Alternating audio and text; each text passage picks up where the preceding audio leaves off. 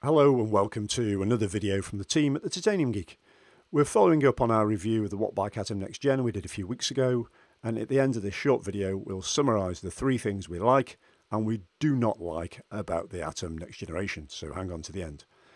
As you know, it's an all-in-one plug-in-and-play smart bike. When we say all-in-one, you need something to connect to like an iPad, and also a training platform as in an app on that said iPad like Wattbike Hub, RGT, Be Cool, Ruby and Zwift, or many of the others that are available out there.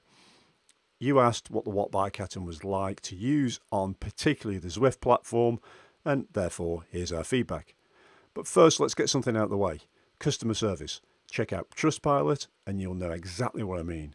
Wattbike's PR team are all over this, but their customer service appears not to be great, and that's going in the way of what could be a good product. Let's just forget that. So wherever other biases you've got about Elite, tax, etc., let's just focus on the good and the bad of this and riding it on Zwift.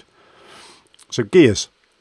Gear changing is quick, it's crisp, takes less than a second, you can't complain.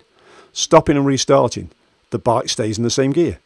So if you drop back, you stop, start off again. If you're in gear 10, it's in gear 10. However, if you're starting out of a pen for a group ride, or particularly more importantly, those of you as serious racers and getting really into esports or already into esports, you need, as you know, to be ready for fast starts.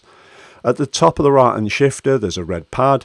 You double click that and then you go through the gears and get into a hard gear ready to hammer it out the pen. You need to do that, otherwise the Wattbike Atom Next Gen always starts in gear 6 and you'll be spinning out like mad and seeing the field going up the road.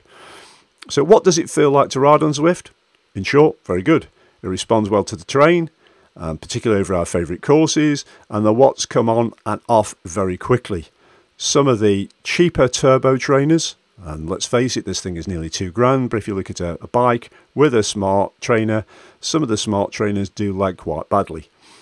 It works very well, but the 3 things we like about the Next Gen Atom, getting to the point, it's very responsive. It's a joy to use. Multi-users in a home can share the bike, easily dial in their own positions to the millimetre. The second thing we like about it, it has a small footprint, so therefore it takes up very little space compared to a bike on a smart trainer. And the third thing we like about it, it looks, in our humble opinion, stunning. And all it needs is LEDs building into it, and it's the nearest thing you'll get to a Tron bike on Zwift. So, very good. But what don't we like?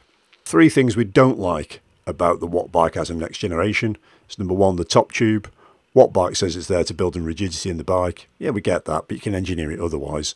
The top tube defeats the small footprint and forces users to have to cock the leg over, therefore taking up more space. So you have a small footprint, but you still need the space to cock your leg over. Doesn't make any sense to us.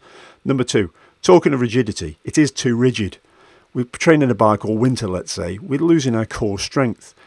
Rocker plates are de rigueur at the moment, so why not build wobble into the bike and get it feeling closer to the real thing, like on the Wahoo kicker bike. Number 3, the gears and erg. This is a slight cheat as we're cramming 2 into 1 here to make it 3 things we don't like. Erg is all over the place. DC Rainmaker spotted that. He's absolutely spot on, of course, and also resetting the gear to gear 6 after every ride makes no sense. Wattbike, please leave it in the same gear so when we switch the unit off, just like on our real bikes at home. So that's it. Thanks for watching, and coming soon, our review of the Tax Flux 2S, and it's going to get messy. Ride on.